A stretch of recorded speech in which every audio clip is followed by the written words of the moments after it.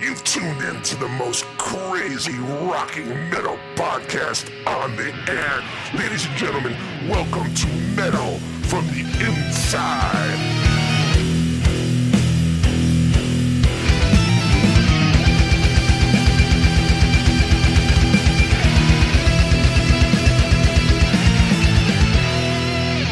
Welcome everybody back to the Metal from the Inside podcast. Joining me this week is legendary rock and roll photographer Mark Weiss, who just recently released his brand new book, The Decade That Rocked, back in 2020. Such an incredible book. If you guys haven't seen it already, I definitely recommend that you pick it up. And of course, today we're going to talk a little bit with Mark about the book and some stories about some of the photos that he's taken. But first, thank you so much for taking the time to join me on this week's episode. And how have you been? I'm good. Thanks, Sydney, for having me. Good to chat with you. I'm glad there's some youngins out there carrying the torch. So I appreciate the spreading the word. Yeah, of course. I mean, I've grown up, and my audience knows this as well, but, I've grown up listening to this music and, seeing so many of your photos and books and everything. So, when I saw that this book came out, it was one of those things where I saw the book and, saw videos of it online at first, and you've taken so many pictures that I was going through them. And I was like, oh my God, he took this one too. He took this one too. I grew up seeing all these pictures in different books and everything. So before we get into the book specifically, I know a lot of the time people ask you about, your start in photography and, we kind of know the story. You got your camera when you were 13. I want to get into that a little bit when you kind of snuck into shows. But, something that's really interesting about the book is, you tell your stories regarding these artists. But the fun thing is that if you guys look in the little blurbs next to the pictures, you have the artists that you shot with tell their stories about you, which is so, interesting and such a cool feature. So, every single one of them, mentioned that you're very passionate about music, which of course you are. And I'm not too familiar about your start when it came to getting into music yourself. So where did that passion initially, come from, and where did it get its start for you when you started to love music? Well, yeah. So, I mean, I got my camera from mowing. Some neighbor gave me a camera for mowing the lawn. So, that was when I was like 12. And then fast forward a couple of years, my brother was a couple of years older than me. So when I was like 14, he brought me to a concert, Crosby, Stills, Nash & Young, and Sly and the Family Stone, and just some, I just tagged along because it was just the whole thing. He always had some hot chicks with him. And so it was just fun. And, there's a lot of pot smoking. And I was just kind of, getting into all that stuff. So, I just followed my brother around. He had a garage band as well. He played Steppenwolf and Agata Vita and all that stuff. So just followed my brother around, and then I kind of got attracted to the whole scene, the whole music scene. I feel like it's that's something that's so keeps coming up when I ask a lot of that same question. A lot of these journalists and even photographers, I just spoke to Martin Popoff too, and it was the older brother that usually kind of got a lot of you guys into this, which is so interesting. But to me, I mean, your story, when I was really thinking about your story, and of course I read the book and the blurbs and everything that you put together. But your story in a way to me is just, I was thinking, so reminiscent of Cameron Crowe's in a way. I'm a big Cameron Crowe fan. And to me, I mean, you had, of course it was with photography instead of journalism, but you kind of snuck into shows and you started out really young, and you went on to, got photos printed in your local paper, and then, went on to a bigger magazine. So, for you, what was it like? Because, I mean, I saw that, you got your first photo printed in the paper Spectrum, which, was kind of a tie-in to your old high school professor, teacher. Yes, yeah. So what was it like for you the first time that you saw one of your photos in print? Yeah, it was awesome. I mean, the first time it was in Spectrum Magazine, it was just like a local Jersey thing. One of my teachers in high school has a friend that worked for Spectrum who was also a teacher. And this guy named George Dassinger, and he said he's looking for a photographer. He hooked me up. I'm a film teacher in high school, and I met George, and George took me around to some local places. He says, we can't pay you, but we'll get you a photo pass. And at that point, I was sneaking in my cameras anyway, and I figured I'd get, photo passes. They weren't big acts. They were like this band called Poco and Steppenwolf without John Kay in it. It was just like, smaller little venues, but it gave me access. It gave me a little feel for being in the photo pit and going backstage and meeting the promoters, doing trade photos. And that contact really, and seeing my first photo in there was really, really awesome. My first real photo credit that really really meant a lot was the Steven Tyler centerfold in Circus Magazine in 1978. That's, when I first kind of got my name published in a major rock magazine. Yeah. And that magazine I was looking at since I was like when my brother used to have a subscription when I was like, 13, 14 years old. So for me, that was a big day. Yeah, I can imagine. And I wanted to ask too, I mean, you decided you're going to do this book, and I know your assistant also kind of helped you go through your archives and everything that you had, because I mean, I can't imagine how many photos you have stored that we even haven't seen. But you're going through these pictures, and you had your time in circus, you've shot with so many people over the years. When you were kind of going through these, did you ever kind of sit back and kind of go, oh my gosh, like I have this just the magnitude of your career kind of hit you? Because I mean, you've done so much, and starting out with a magazine that you read when you were 13, and you became like their mainstay photographer. How did it feel to kind of relive those moments when you were putting together this book?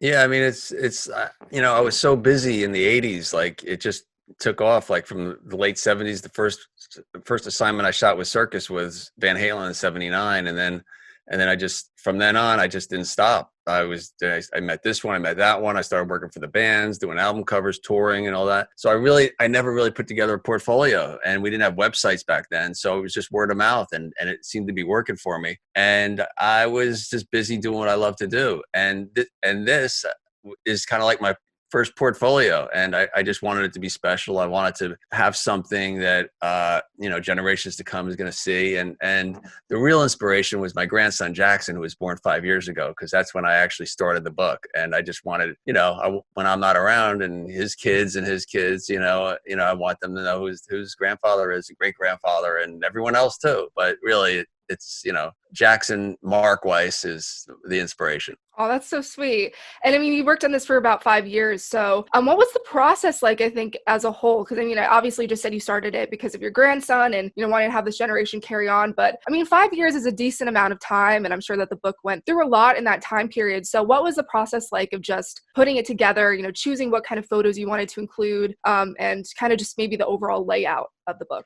Yeah, I didn't even know, to be honest with you. It's like, the first book was going to be a different book. The contract I signed was 2 years earlier than that. So really the book was 7 years in the making. The first 2 years was dedicated to a book, which I was going to do just on hair metal bands. And because I thought it would be an easy book to do. I didn't really want to commit to doing this big, biography, or not biography, but narrative thing. So I kind of took the easy way out. So I thought, and I was going to just do, like probably 1985, 1986, all the bands had the highest hair. I mean, Guns N' Roses, all the bands, Bon Jovi, Ozzy even had, tons of hairspray in. Yeah. Motley, Poison, of course, but everybody did. So I was going to do a book just on that, a smaller book. And then after I started putting it together, I realized it's like, I don't want this to be my first book, because I never really did a book before. And then I decided, okay, I see the process. I like working with everyone that I'm working on the book with, the publisher. And then I just decided to say, wait a minute, let's change this around. Let's make this be a narrative. Let me interview people. Let them interview them, tell them their stories about me telling my stories, and just see where it goes. So we started doing the interviews, and then I started to have to think, all right, now we have all these interviews, and now what are we going to do with it? And at the same time, we're scanning, Camille's scanning photos, who's my archivist. And then I said, okay, we got to make sense of this. First, we were going to do it in all right, well, I wanted it to be 1980 to 1990. That was it. And a chapter on the early years to tell my story. So that was easy. So I got that out of the way, the early years. That was it's probably 20 pages in the book. But then when 1980 started, then I had to I was like, okay, let me start with 1980, and then let me just concentrate on that. And then I did that. And then I did 81, 82, and I went all the way to 90. And then I took that, and then we were debating whether to group all the Ozzy photos and stories together, and then all the Poison and all the Motley. And then I thought that would be kind of confusing, it'd be the stories of them and not really my story. So I decided to just break it all up, and whatever happened in 1980, that's what happened. So it's pretty much a historic visual history through that decade of through me. And through me, really, you can see how a lot of things changed in the music. You see, new bands that came up, with Bon Jovi, when I shot him when he was 8, in the Rest, he was 18, through his first album when he was 20 in 1983. And then and then all the way through to when I shot him at Giant Stadium and the Moscow Peace Festival headlining. So you get the whole history of it, but it is where it should be.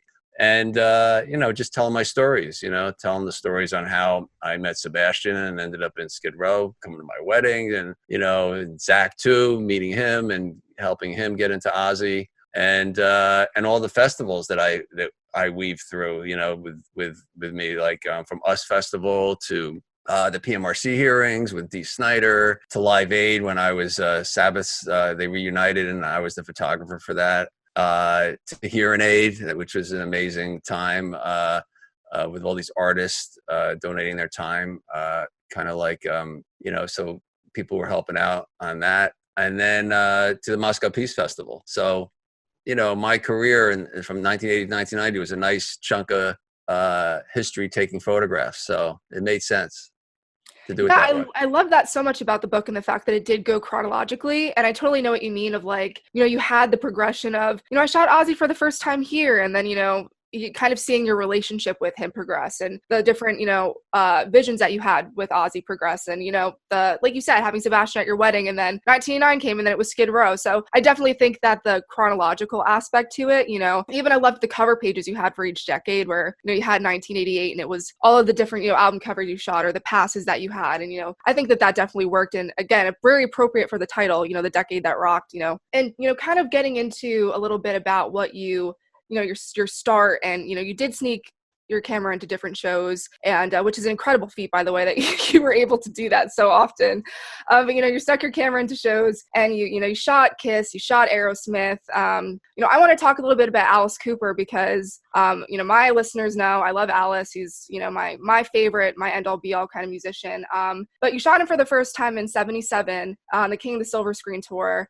And then, you ended up shooting him many times over the years in the 80s. And something that I thought was so interesting was he even went on to quote in the book that if you were going to be doing a photo session for a magazine or anything like that, it was heavy metal or hard rock, it was probably going to be Mark Weiss. So for you, that seems like it must be such a full circle moment to have this person that, you snuck your camera in to photograph, go, it was assumed that we would just shoot with Mark Weiss. I know that was like that for many different bands at that time for you though. So, yeah. What was it like for you? You went from, again, sneaking your camera in, shooting these bands to, they became not only your colleagues, but, some of your closest friends as well. Yeah. I mean, I always said like anytime I shot a new band, whether they were signed or not signed, I'd have 4 or 5 new friends, and pretty much for life, because most, if not all the people that I've shot back then are still my friends. I still, whether they play stadiums or they play little clubs or they just hanging out and not even doing anything, I just stay in touch with them because, that's why I got into this. Like, I like meeting people and hanging out and having something in common with them and actually doing something that helps them and that they enjoy and they see what I do. And what I do best is make people look good. I know how to do it, whether it's just me just being there and capturing the moment, which is what photography is all about, and throwing a little light here, a little light there, and then being more creative and building sets like the Stay Hungry set and The Last Command and, Dokken Under Lock and Key, all those, so it's all, I wanted to do it all, a lot of photographers from the 60s and 70s that I admire that they all had their specialty, but I took a little bit from each one because I wanted to do it all. I didn't want to just be the guy backstage like Bob Gruen or do the album covers like Lynn Goldsmith or like Mick Rock, doing, I wanted to do a little this, a little that. And I feel like I achieved it by keeping my relationships up and knowing when to find out when they were doing an album cover or a video shoot where I can be there, or just whatever they're doing that's special. I mean, that's really what I wanted to do. So a lot of it's homework, keeping your ears open, and having the connections with the magazines always helps too, of course, because they want to be in the magazine. So, once I was the guy, which was, still, I was in my early 20s when I was the guy, I'd get calls from the publicists, the record companies, the managers, all that. So, it just snowballed and I just went with it. I think a big part of it too, and I know a lot of people say this, comes down to trust and the fact that they did trust your vision and trust that you would respect boundaries and what they envisioned too. So, I think that that's something that, also made you so well to work with because people really trusted you and what you had in mind for, the shoots and everything like that. I know when you've dabbled in doing so many different things, like you mentioned, gosh, I forget who said this in the book. Somebody, one of the artists that you shot, said that you do such a great job at just genuinely capturing the moment. Might have been Eddie Trunk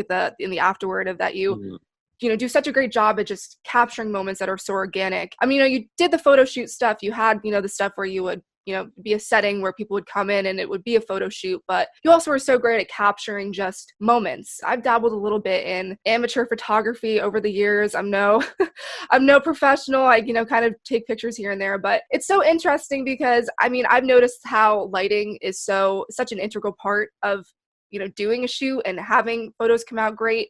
So, you did the photo shoot settings, but you also captured, moments that weren't in settings that were, made for a photo shoot. So, how long did it take for you, I guess, to kind of perfect getting those moments and getting, those shots, those perfect shots in those moments? Because I know sometimes lighting isn't ideal, and I'm sure that you obviously know more about that than I do, but it's something that I've always been curious about because I feel like lighting and in general, and having light look good on a certain person or in a certain way, is kind of what sometimes makes or breaks a shot. Right. Well, it is all about lighting, and it's whenever I go on the road, it's the easiest because I just go have fun and and just capture what's there. I don't have to tell anyone what to do. I mean, I would always set up a photo shoot before the show if they're into it, but I always like to get those moments before when everyone's out there screaming their names, and they like it too, and it's just a feeling. And then afterwards, I always like to try to get them after the show and just sometimes they want it, sometimes they don't, but you got to ask and you got to be there, and then they trust you and they give you more access. Then you go on stage and behind the drum riser and other areas. That's why I go on for more than just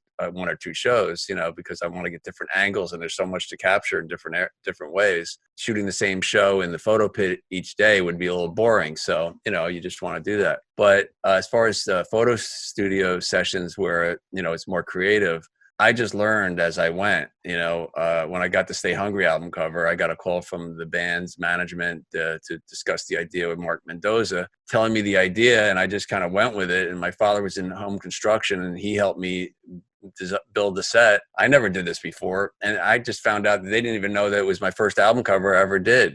Dee was like, he thought I was a pro. I did that. I mean, he knew I did a lot of photo shoots, because I had covers of, Ozzy and Richie Blackmore and bands on cover of Circus. So they knew that I was a, rock photographer, but they didn't know I didn't have experience in album covers. And the record company and management just said, you like this guy, work with him. And so they walked into the set and they were blown away by it. And I just kind of, put a little light here and just made it look realistic. And then we did some other photos. And part of my signature photography is gels and smoke. And to me, I love it because, you put up a black seamless and you throw a gel on there, and then you throw some different color gel and then some smoke, and you light it, throw a light in the background, and it just changes whatever color the gel is. So, back then there were so many magazines, and each time when I used to shoot on spec, and even when I shot for the bands, they want as many different backgrounds as possible. So while they're changing clothes or, changing a jacket, I would throw a different color gel on instead of changing the whole background.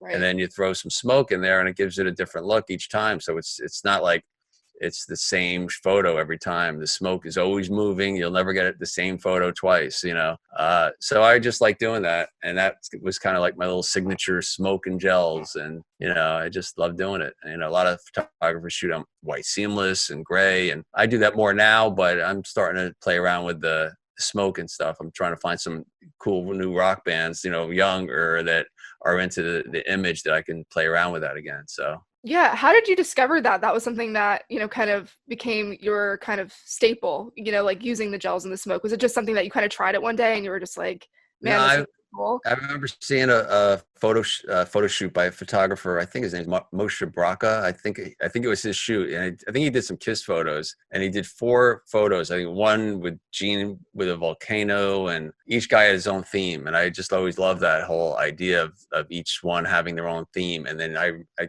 believe he had some gels, and there was some smoke, and that always stuck in my head when I was a teenager. Yeah, yeah. And you talked about, shooting Stay Hungry, and you've done so many different album covers, which I kind of want to get into just because, to me, so many of these album covers are iconic, growing up with them. But when we were setting this up, you mentioned that you saw my interview with Jill and Turner, and you shot one of the album cover for one of my favorite albums that Joe is a part of, which is, of course, Yngwie Malmsteen's Rising Force Odyssey.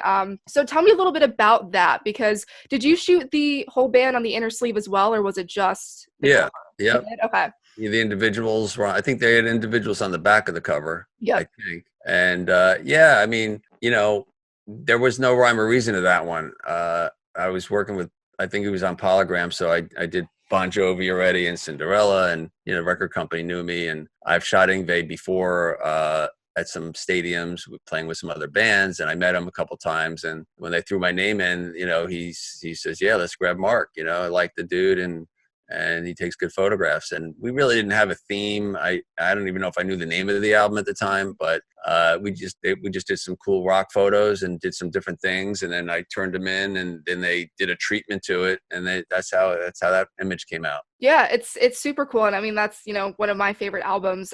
So, yeah, I wasn't sure if you shot the band on the inner sleeve as well, because I know sometimes when you normally, went in to do an album, was it, always you kind of have, the opportunity to do the photographs on the inner sleeve as well? Or was it kind of, you take pictures and whatever the record company decided would be the album was kind of what happened?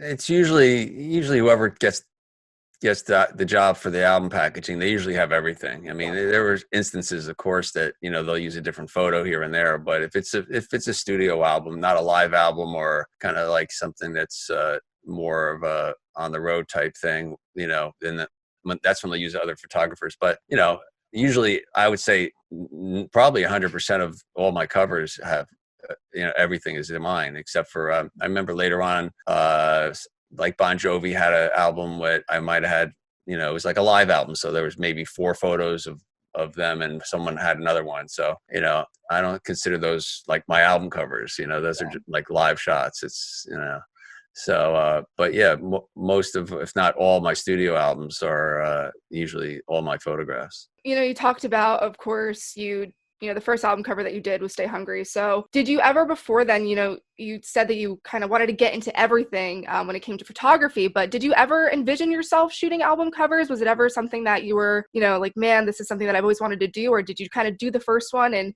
you were like, then this is something I really enjoy, and then the offers kind of started coming?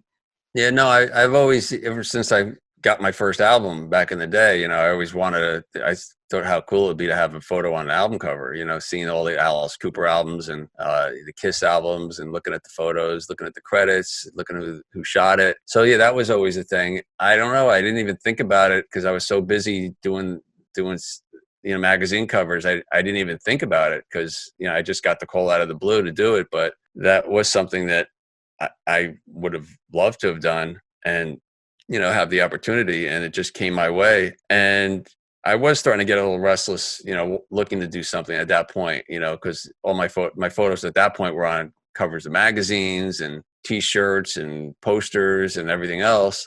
So, and then the magazines, like, they would be on the stand for like a month and then they go away. It's like, I knew album covers there. Anytime you went into a record store, it's always there. Yeah. I mean, who would think that, decades later that wouldn't be there anymore? But now, like, it's funny because I listen to Sirius Radio, I listen to Hair Nation, I listen to Ozzy's Boneyard, and I remember I was taking a walk, and all of a sudden, I hear, Night Songs, and then I look down and there's my photo on it, and it's nice and crisp, it's a nice little photo. It's not, like, it's not an old album cover where it's all like, beat up. It looks really nice and bright. It's little, but and then the next song comes on and it's like, Slippery When Wet, and there my cover comes up. Then Brittany Fox, and then then there's something else. And then it was one that wasn't mine. So I just kind of like changed the channel over to Ozzy Boneyard. And next thing you know, there's I'm the Man from Anthrax, and that was on there, and that's my photo. And then the next song after that was the Wasp, The Last Command. So it was like 5 in a row. It was pretty cool. Yeah, I mean, that's what I'm talking about. Is it for you? It must be just incredible because, I mean, these are going to be photos that live on. You kind of like you said, it's magazine covers, and even then, people still reminisce on magazine covers too. But these albums are going to be things that people talk about, for decades and decades and decades to come. So it's, like, I can totally imagine, I can't even imagine what it must be like for you to like look down and be like, oh my gosh, you shot that, and I know the whole story and I made that decision and that happened because, I had that creative vision or whatever. Yeah. But I wanted to talk to you about Night Songs because I live in Philadelphia now. I moved to Philadelphia a couple years ago, but obviously Cinderella, huge Philly band. I went to college on Broad Street, and so they have like their plaque on the Music Walk of Fame, and I used to walk by it all the time. But you shot that album cover as well. I have it up right here. Yeah. But you shot that album cover, and it's so great because it was in Philadelphia, if I'm correct. And Tom Kiefer had a funny little quote about how you actually shot the cover during the day, and he was like, why is he shooting the cover today? It's called Night Songs. So exactly. Tell me a little bit about that and what that experience was like shooting that cover. All right. Well, I didn't want to shoot it at night because, it's dark, there's nothing there, it's like, you get the same result really, because, like Tom was saying, like he kept saying, why are you shooting it during the day? It's called Night Songs. And I said, just trust me. And he's like, and he just wanted an answer. So I said, I shoot night for day. And he looked at me like I was like nuts. And he's like, oh, okay. And he didn't even understand it then, but he trusted me. And basically, the strobe light, if it's so powerful, it flashes. It's so powerful, it blasts out the ambient light that's in the background. So, the daylight or the sun coming in. So you can use the sun as a light source, and you could, by opening up the shutter, you can bring more light in and give more of a vibe, if that's what you want. So I pretty much blasted out the sun from the background to make it look, it was totally dark. And then I used the gels and the smoke to fill up the area. And that's what made it look like it did. And, for album covers and everything like that, was, especially maybe for this one, was this, you saw this picture, of course shot it. Was this the one that you kind of envisioned right away? Because, there must be probably a couple different shots that you might, consider when you're doing something like this. So was this the first shot that you thought would probably be the one that you wanted to, send in? Yeah, Tom was the one that wanted to, like, it was just the one shot. We didn't do, I don't even think we did individuals. Like, this is the spot, this is it. We got to make it look as best as we could. I would probably narrow it down to, a bunch of photos, maybe 10 or 15 out of hundreds that we took, and then submitted them. And then they pick the one that they want. The art director will do a layout and then run it by the band. And, I don't really have a say in it. But, they always want my opinion and whatnot. So. And this was shot in it was the historic district of Philadelphia, right? Mm-hmm. Yeah. Which is so cool. It's funny because I didn't really notice that before. And, I was like looking at the architecture and the buildings on the side, and I was like, that is pretty reminiscent of here. I guess I never realized that it was shot here. You shot a lot of different shows and things in Philadelphia. I know you did a lot of different work at the Spectrum, which was the big venue here, and you did a lot of stuff with. I know the like party shoot that you did with Van Halen was at the Spectrum. So, because you were close to Philly, right? It wasn't too long of a drive for you to get here because you were only in Jersey, right? Yeah, I'm like an hour and 15 minutes. Yeah, and. Yeah, I definitely, I did a lot of shows there. Actually, I think I tell the story in there. It's when I shot Ted Nugent. I think it was 79. And I was driving. I was really tired because I was, up the night before developing film. And I was so tired. And I was at a red light and my foot slipped off the brake. And I hit this car in front of me. I just tapped them, and this guy got out of the car, and there was this family in there. There was a kid crying, a little kid, but I didn't do any damage. And the guy was so mad at me, and I came out. I said, "Sorry, man. It's like my foot slipped off the brake, and so I said, is there any damage to your car?" And I opened up my door and I put my foot out, and he slammed the door on my foot, and then he sucker punched me, and then knocked me out. And then I woke up right as he was taking off. So then I was trying to chase him and find him because it was he messed me up. I looked in the mirror, my whole lip was hanging down, it was bloody and stuff. So I thought what I wrote down, the correct license plate, but I didn't. And then I went and got stitched up. And then after that, I still went to the concert because it was my first assignment with the publicist that hired me, Laura Kaufman, over at Lieber Krebs. And I had to shoot it, I had to go. So I went there, and next thing you know, she goes, "Oh, let me, let's go back and, see Ted." And so I see Ted. He's like, "Whoa, what happened to you? He thought I got beat up in the parking lot or something. Someone took my cameras." He goes, "You all right?" I said, "Yeah." I told him what happened. He's like, "Oh man, he called me one of his rock warriors, and to this day he still calls me that. So you just develop these relationships and experiences through these people. So so Philly definitely I have some ties to. And then just recently, one of my photo shoots that I did at the Spectrum, Life magazine just did a tribute to Van Halen, and they used one of my photos on the cover that I shot at the Spectrum backstage.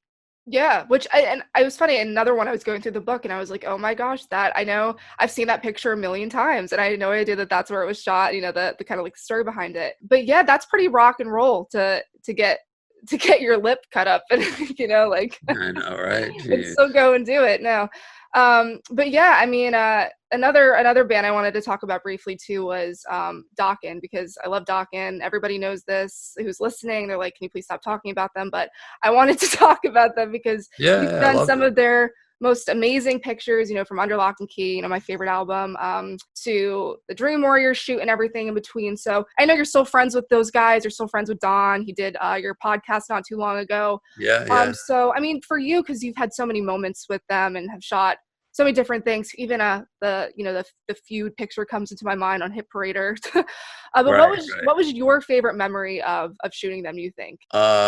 Shooting them, probably American Bandstand, when I went with them with Dick Clark. That was like fun. It's like, I loved Dick Clark just like they did, and they couldn't believe they were on it, so that was a cool moment. It was fun. It was easy. Everyone was, in awe of Dick, and I'd say that would be it. And all the times we just hang out all the time, just getting in I travel with them. So we used to get in the bus, and sometimes we would just rent a car out, and they would hop in my rental car and get a convertible, and we go to, hotel to hotel and just have fun, have a day off at the beach, and, hang out with locals and just have fun. And Don even we got so close that he just said, when I was coming to LA, he's like, where are you staying? I said, I'm going to probably stay in a hotel or something. He goes, well, why don't you just stay at my house? I'm on the road, so he gave me keys to his house.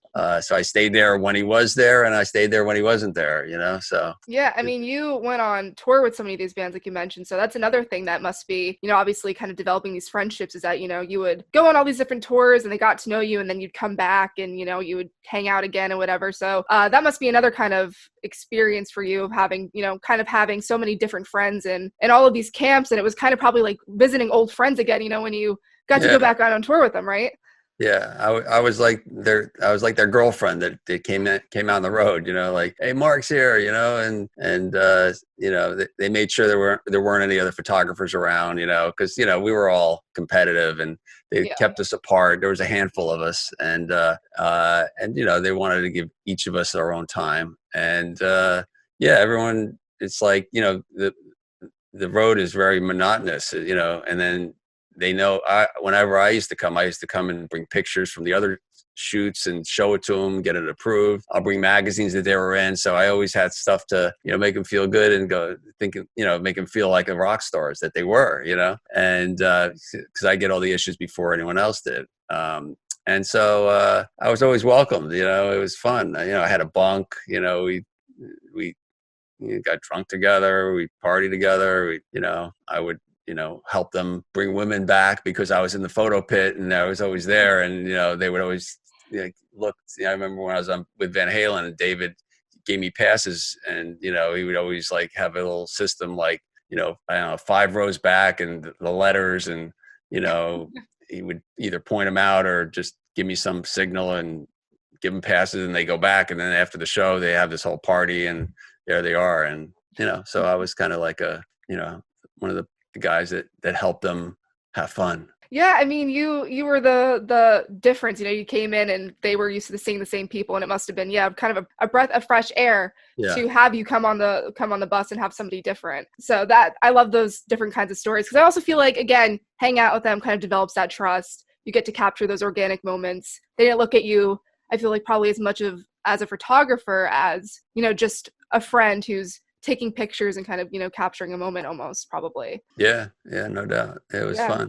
So another band that I wanted to talk about, which I haven't really heard you speak of too much, is Badlands, which was, immediately caught my eye when I was going through your book, because I love that debut record.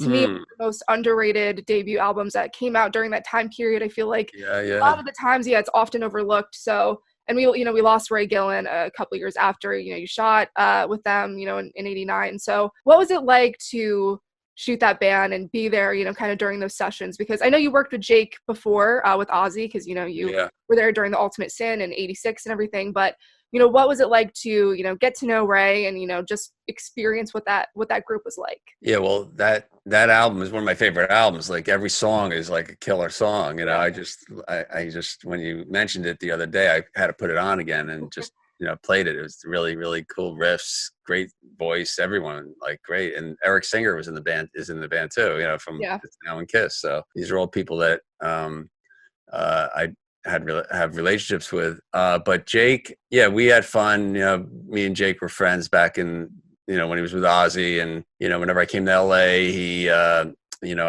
had car trouble. He would help me out. He would, because I had this 240Z out there and it would break down and he'd come and fix it. And, so, when Badlands came around, the producer, Paul O'Neill, who I knew from Lieber Krebs in the early days, like really early days in like 1980 or not 79, he ended up becoming a producer. He's actually ended up producing Badlands and Sabotage, and he brought me into the mix, and that's how I got the gig. And I think Paul's in one of the photos in at the rehearsal place, recording studio with Chris Cafferty and Jake and Ray, and then we did the photos for the packaging and some of the, I think it was for publicity and promotion. And they were just nice guys, no big stories on them, just nice guys. And I just wish they lasted longer. It was good. It was good music.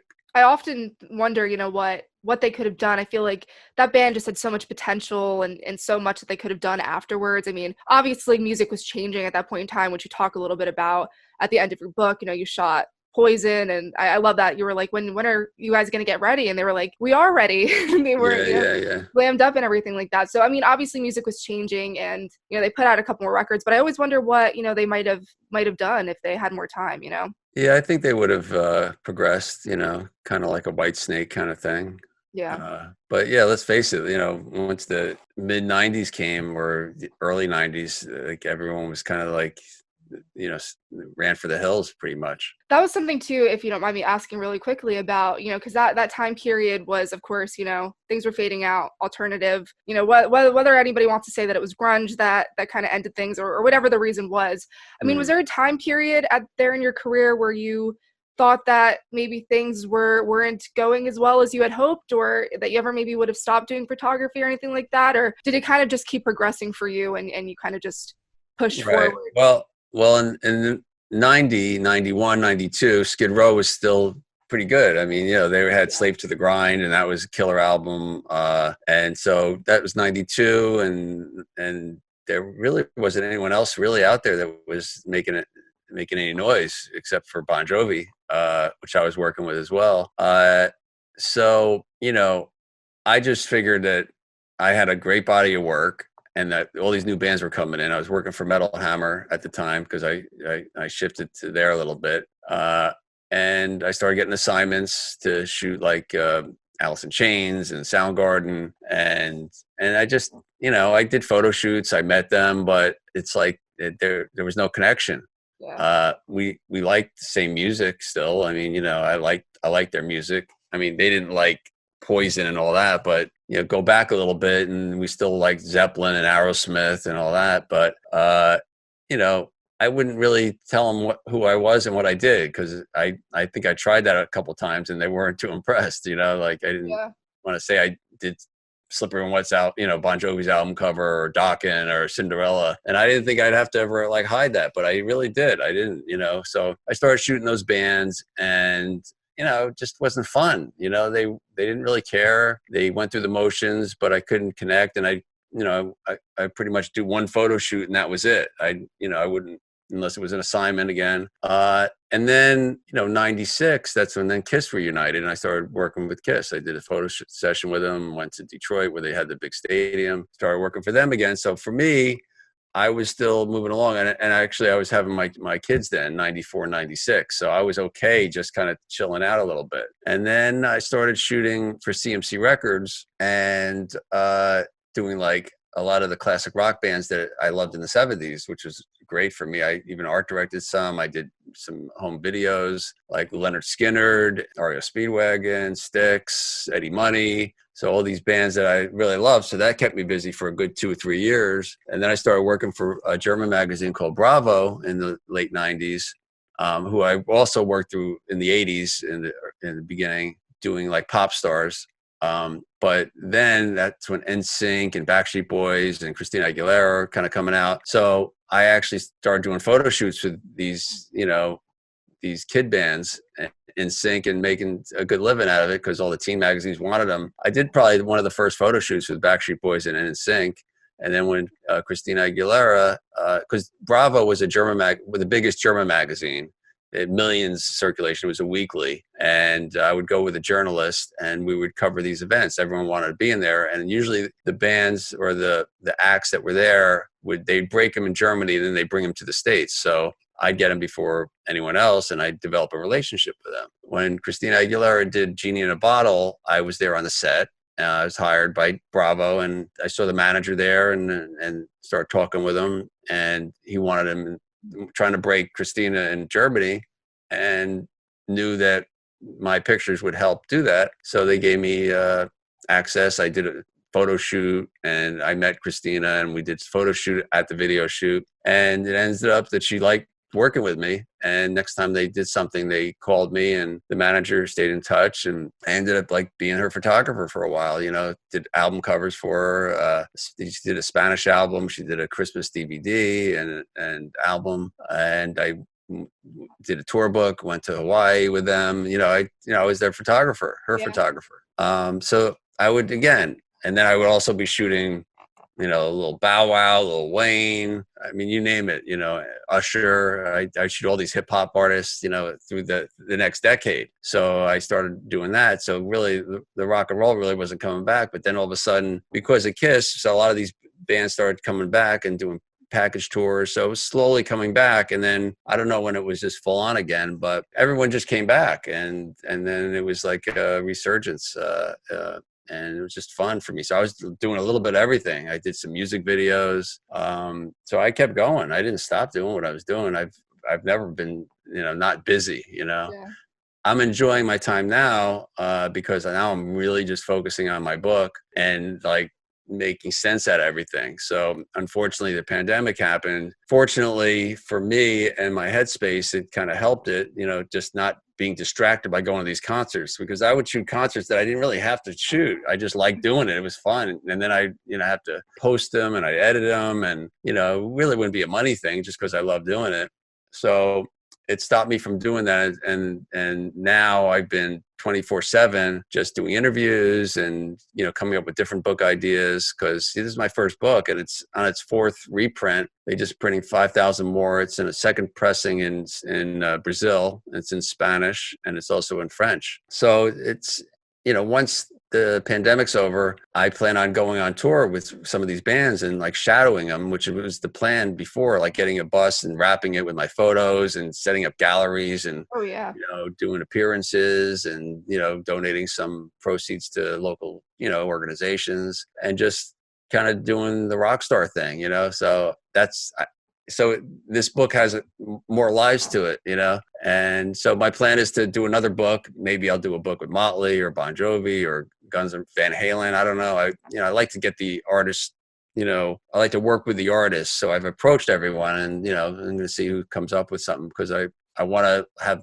like a book on just one artist. It could be Ozzy even, I love to do a book on Ozzy. But again, I like to get the blessings of the artist and involvement. So been so busy on this, it's just about to start thinking about, who I want to do. Yeah, because I'm sure you have so many photos that, again, we haven't seen, or, your audience hasn't seen, that you kind of maybe even forgotten about yourself, that you could probably, people would be just as interested if you did kind of like an artist focused book or anything like Yeah. that. But yeah, I mean, I'm very eager to see what you come up with next. And you know, one last thing, I do ask the same 5 questions at the end of every single one of my interviews, but really quickly before I get into that, you know, again, I mentioned I grew up kind of just seeing all these photos and seeing these album covers and, you know, knowing your photography so well. And they're some of my favorite photos, you know, of all time. And I know I'm not the only one. So what does it mean to you to hear that from fans, you know, not only as a music fan yourself, you know, grew up listening to all those bands in the 70s and everything like that. But, you know, what does it mean to you as a music fan and also somebody who spent so long, you know, honing your craft and really, you know, working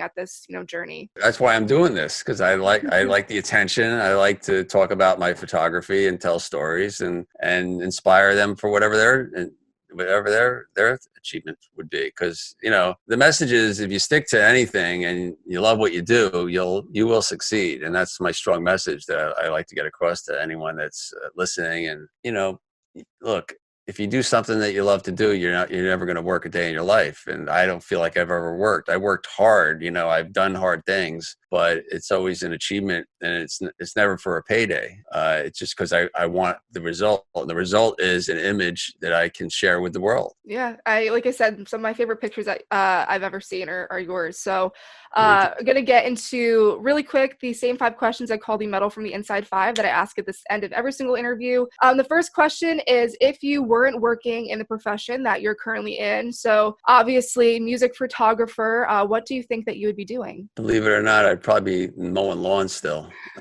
Yeah, I'd probably be having my landscaping business. Not that I'd want that, but you know, my brain doesn't really work academically. It works on feel and vibe and everything. You know, in the book I mentioned I had a motorcycle accident when I was 12, and my memory kind of got screwed up. And I do things on repetitiveness, and I love mowing lawns. It's very therapeutic. I still mow my own lawn. I have a big yard, and I just love going back there. And it's not a sit-on lawnmower; it's self-propelled. But you know, I like just going back and forth and cutting the grass. So that would be. I don't even know what else I would do besides that. To be honest with you. Did you ever think about like becoming a musician yourself? Was that ever something? Oh yeah, of course. Well, yeah. When I realized I had no talent, then that was off the table. I mean, but however, I am actually, I guess you can call it a musician. On Halloween, I did I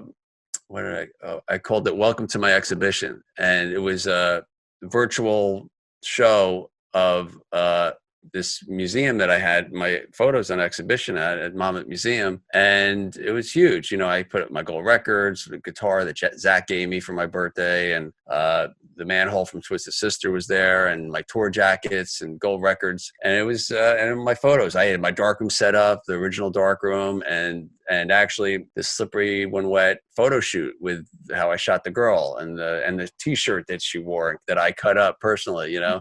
So, and she was even there at the opening, Angela. So I had this museum, and we had a closing there, and I had my good friend Keith Roth, who's a serious DJ on Hair Nation and Ozzy Boneyard. Also has a band called Frankenstein 3000, and he does stuff with David Johansen on the Mansion.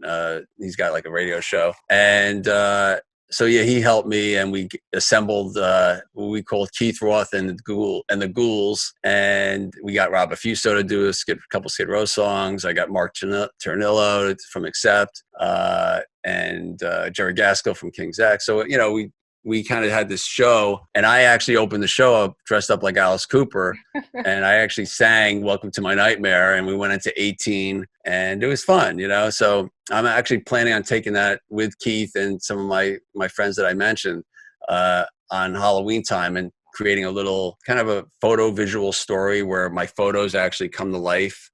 Like I have a screen with my photo of Alice Cooper getting hung, and then there's me getting hung in the same position as my photo. And then it comes up, and then I sing Welcome to My Nightmare, and going into the decade of my photographs, and having, like, you know, it's a whole concept that we're putting together now. So hopefully we'll have it, you know, if the you know, the venues are open by October, that we'll launch it just for a few shows to see if it's, to have some fun. So musician would be my number one choice, obviously, but I can't sing. I just fake it a little bit, Welcome to My Nightmare is pretty much talking, so Yeah, I pulled that off. I'm gonna have Rob on my podcast in a week or two, so I'm gonna have to ask him about that and that show and everything. That sounds so cool. I mean, even that's something that even doing something like that and tying it in with what you're talking about of kind of going out on the road with your book and everything like that would be a cool idea. The second question is, what do you wish everybody knew about you? Whether that's a secret talent or a guilty pleasure or something that somebody may not know. That I am accessible. Like if, new bands, local bands, I mean, a lot of times I miss jobs from even bigger bands because they didn't think they could afford me. So it's like, and I like working with everybody. If a band is not signed and they have a small budget and I like what they're doing.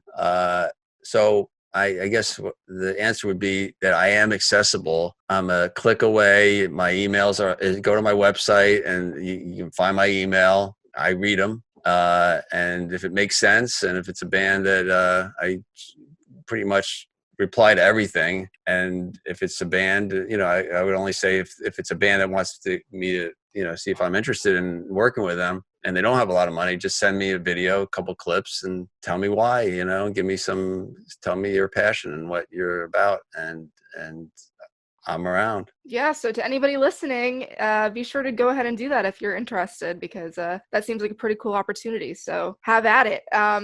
Number 3, this is the typical question, but if you were stranded on a desert island and you only had 3 records that you could bring with you to listen to, what would they be? Definitely Physical Graffiti and Toys in the Attic. And what's the third one? Appetite for Destruction. Those are 3 good ones. I'm surprised you should try to sneak one in. That's one of your pictures, so you can always have a copy of one of your photos with you. No, Night Songs. I like Night Songs is a good one, but you pick between Led Zeppelin and Cinderella. Number 4, what is one piece of advice that you would give to your younger self if you could? Just don't do anything different. That's a good one. Yeah, everything happens for a reason, right? Yeah, I've been really lucky with that. It's, I don't know. I just, it's all good. I have no complaints. Very happy. I have 2 great kids. I have a grandson. I have a place to put everything. I'm safe and sound, and got my health right now. Hopefully it stays that way. And it's all good. The last question I have for you is more of a fun one. If you could have one superpower, what would it be? A superpower? Yeah. Probably X-ray vision.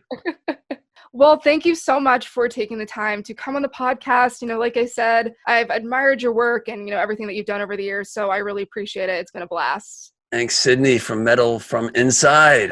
Yes.